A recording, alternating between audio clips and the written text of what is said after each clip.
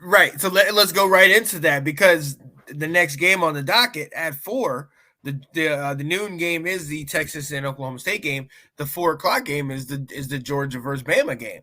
You know, Mm-hmm. and let's talk about this for a second, because we know what Georgia is. That offense is unstoppable. That running game, you get Milton going, you get those guys running the ball, and Carson Beck with his array of different wide receivers and tight ends, best tight end in the country.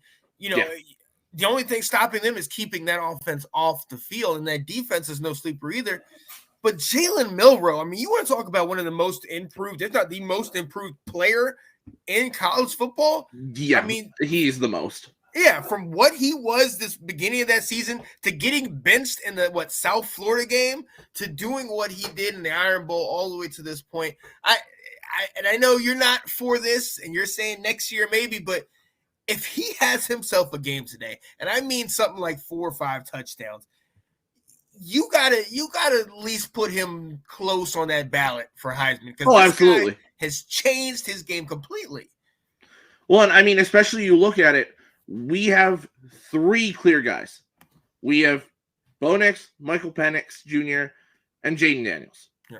So that 4th and potentially 5th spot, depending how many they actually take to New York, is completely wide open. Yeah. Right now, I think the front runner for that 4th spot is either Marvin Harrison Jr. or Carson Beck. So if Milroe has a massive game and outplays Carson Beck, he could slide into that 4th spot. Now, like I said, I doubt he'd win it this year. Right. But I think he's going to be one of the front runners next year. But he's in the argument to be in New York for this Heisman finalist ceremony. Absolutely. Yeah. Now again, what we've talked about all year, what are the real chances of Alabama actually beating a Georgia?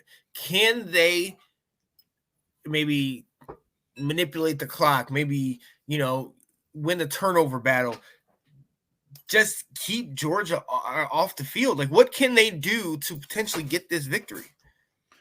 You got to keep that offense limited. You got to limit the number of possessions back in that Georgia offense get, and you have to make your possessions count. Mm-hmm. The other thing to look at here is we just talked about this with rivalry week, where you know the opponent better than most other teams do. You know the ins and outs of what they do. These 2 teams, despite not being in the same division, have played each other so much over the last 5 years. Yep. Not to mention Smart was an assistant under Saban at Bama, so they know each other like the back of their hands. Mm-hmm. So this is going to be an insanely close game. I've got Georgia slightly winning this one. I think it's within a touchdown. I really do. Yeah, I like it. I've done it all year and I've lost all year, but I'm going to go ahead and keep doing it. I think Bama's going to get this W. I still think Georgia's going to get into the CFP, the college football playoff, but I think Bama's going to squeak this one out late in the game, and it goes to one of the things that you said before. You said it on the Tuesday show. At the end of the day, Georgia still has not beat Bama in the conference championship game. Ever. And we look at that year 2 years ago, and you look how dominant Georgia was. Yeah. And still lost in that game. You know what I mean? And They still, even though they won later, there's a certain aura. And maybe this is bigger than getting a 3-peat, them getting over Bama in the SEC championship. But until that happens, I gotta go Bama. And I think I'm saying 38-35. I go Bama.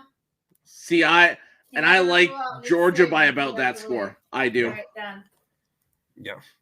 As a game in Georgia saying, yeah, I like that. Yeah. When Saban is coaching against you, there is always a chance you lose that game, no matter who they are playing against. Yeah. Now, with that being said, I have been wrong every time I voted against Georgia. So take it for a grain of salt,